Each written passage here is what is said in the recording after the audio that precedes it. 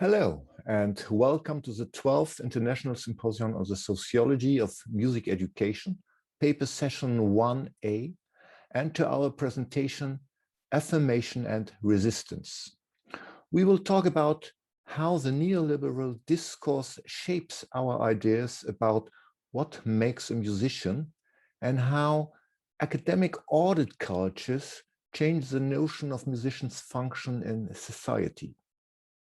My name is Christian Rolle, and that is a team of researchers working together in the DAPHME project.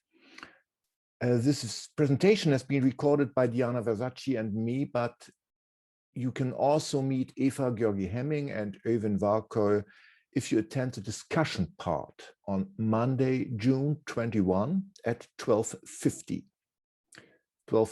Central European Time, which might be quite early in the morning or in the middle of the night in your time zone. But we hope that many of you will join us. We are looking forward to your comments and questions. I would like to start with some information about the context of the presentation. The paper is drawing on data from the international research project DAPHME, carried out from 2016 to 2020, with the overall purpose to investigate the process of academisation of schools of music, which was, at least in Europe, prompted by the Bologna Declaration. This process is connected with changing conditions and prospects of the classical music profession.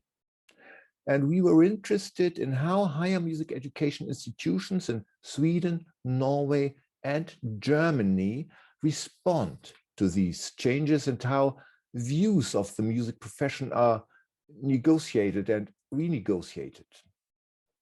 The DAPHME project was led by Eva Georgii-Hemming from Örebro University in Sweden, and we conducted interviews with 36 institutional leaders, professors, and senior lecturers from 10 schools of music in Sweden, Norway, and Germany that offer bachelor and master programs in classical music performance.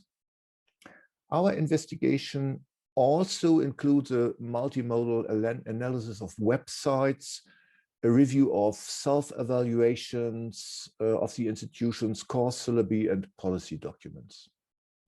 And what we did was discourse analysis. We sought to identify discursive patterns and contradictions by analyzing what is common sense, what is excluded, not mentioned by the participants, and moreover, giving attention to intertextuality and interdiscursive effects.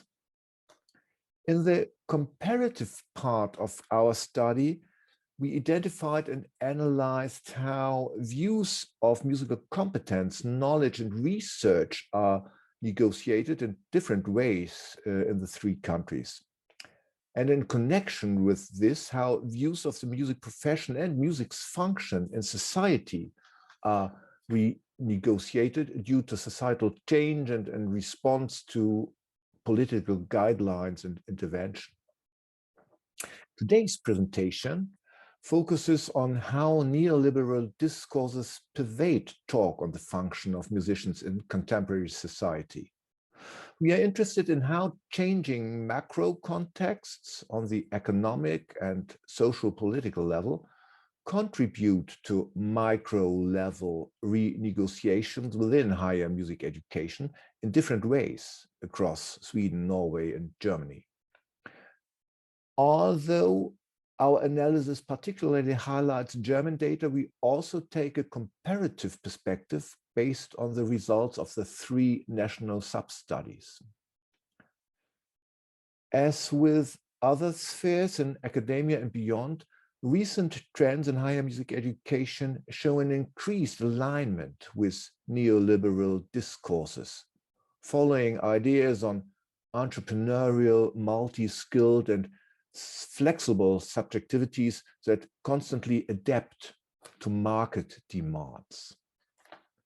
However, meanwhile, scholarship is called out for micro-level perspectives addressing the growing resistance towards neoliberal ideas on the ground.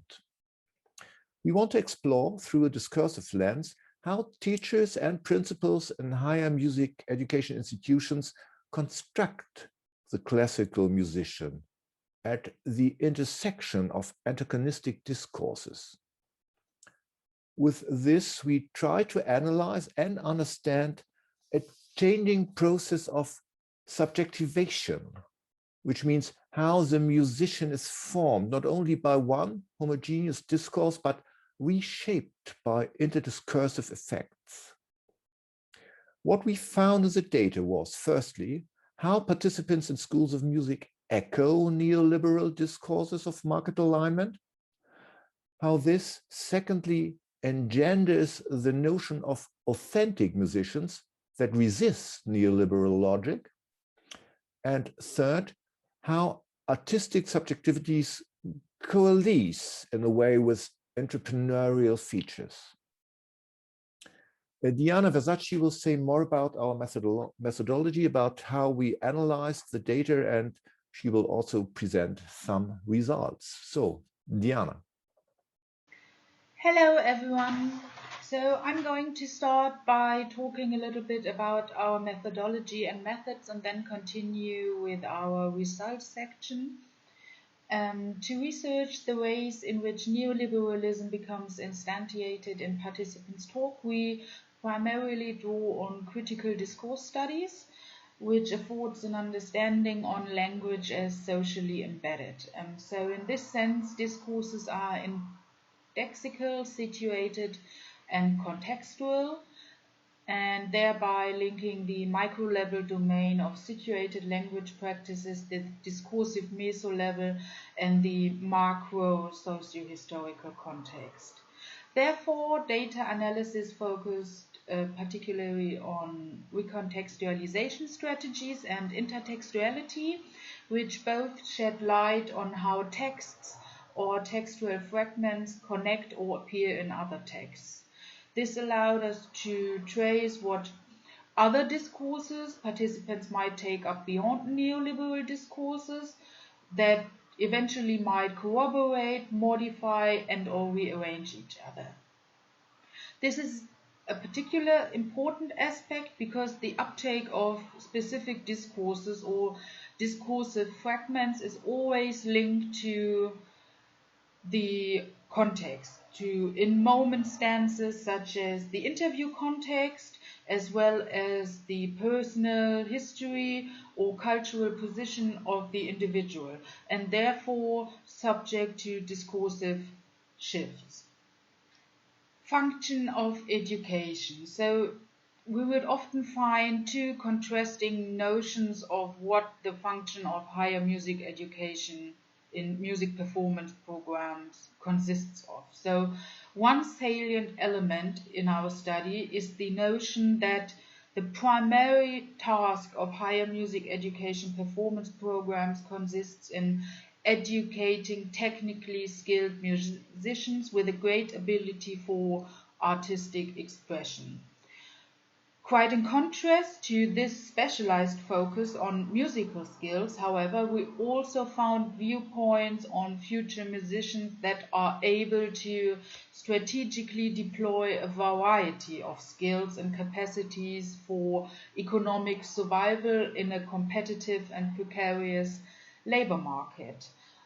Within the latter scheme, we identified difference between the Scandinavian sub-studies and the German study, with the main divergences in how participants perceive these new requirements and developments and how they set priorities on particular skills, for example.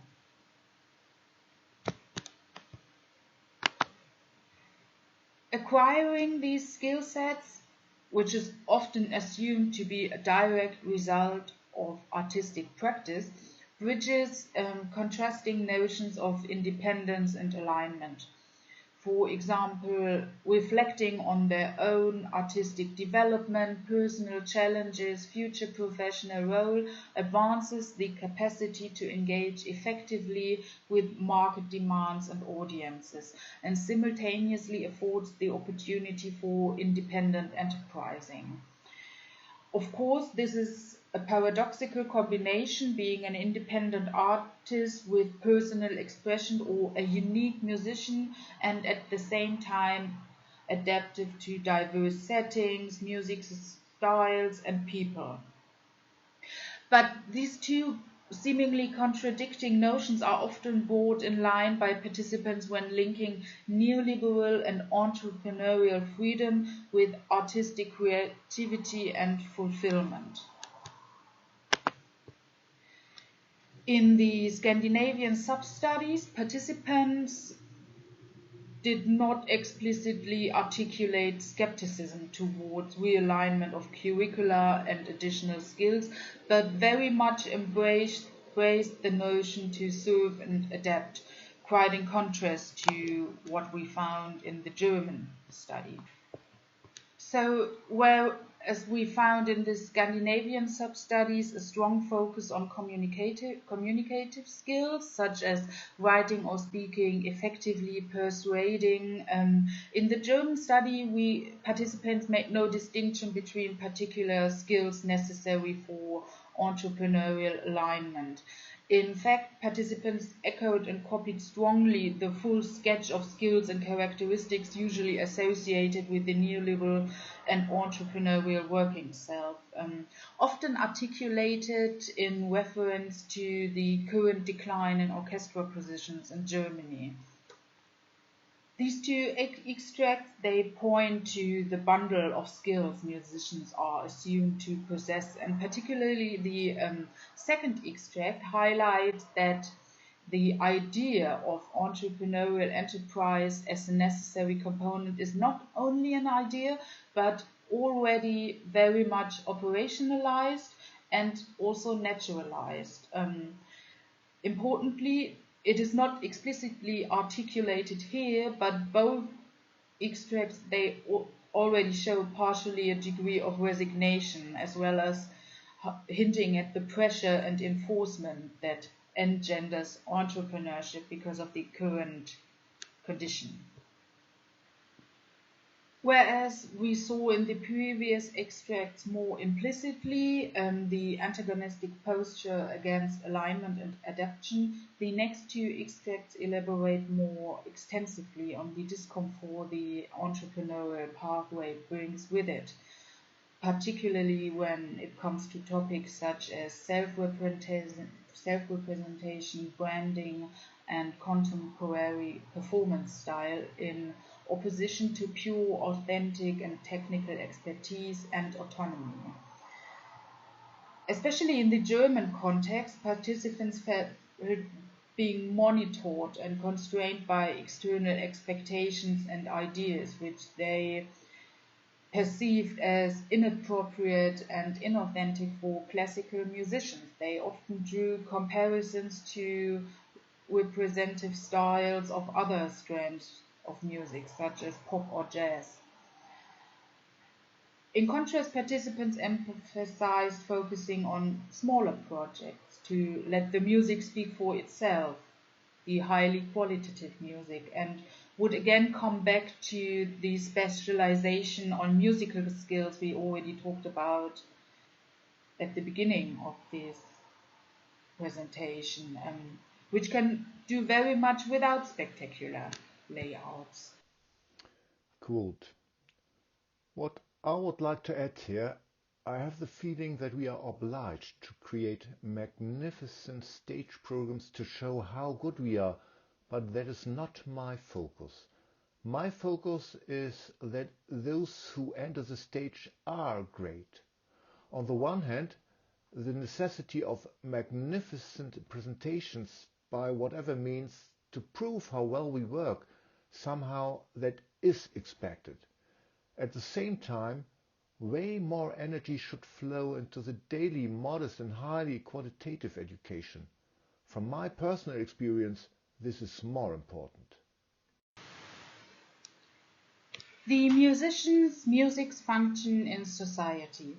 In our material, questions concerning the social mandate of higher music education institutions and the musician's role in and contribution to society are answered in ways that center on acting as an autonomous artist, which is described as the musician's contribution to society. Good music is what they have to offer. Freedom of art, higher music education institutions that can pursue their work task unimpeded from outside are considered beneficial. Especially in the German context, participants constructed society as chaotic, unstable, and accelerated, a condition to which music and higher music education institutions contribute, being the opposite. A space of commitment, perseverance, particularly in regard to exercising, and free from processes that govern other spheres. Simply by being there, representing a different world is considered a contribution and redounds to society's advantage. Quote, I do see in a world which has become so small, musicians are actually people who have a lot of time. They have to practice, spend their time with the instrument. It doesn't work at the flick of a switch, and in truth, there is a network, share-like points which shine into our society. There is an energy that, especially nowadays when everything is getting so fast-paced, is very precious.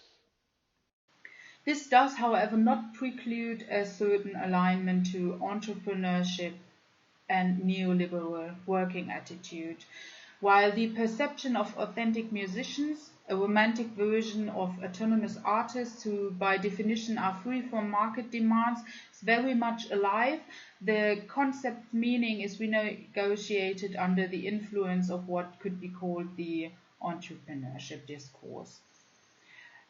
On the one hand, is the authentic musicians expected to resist market adaptation, but by adopting particular qualities carried by the entrepreneur, which means freedom through flexibility. This is also the opposite to what we found in the Swedish sub-study, for example, where the idea of freedom of art is not really a topic, but where participants seem fairly willing to serve and adapt to what society needs and also reflect on that actively. So thank you very much for listening, and we look forward to talking to you on June 21st, where you will also get the chance to hear more about and discuss more thoroughly the results from the Swedish and Norwegian sub-studies. Thank you very much.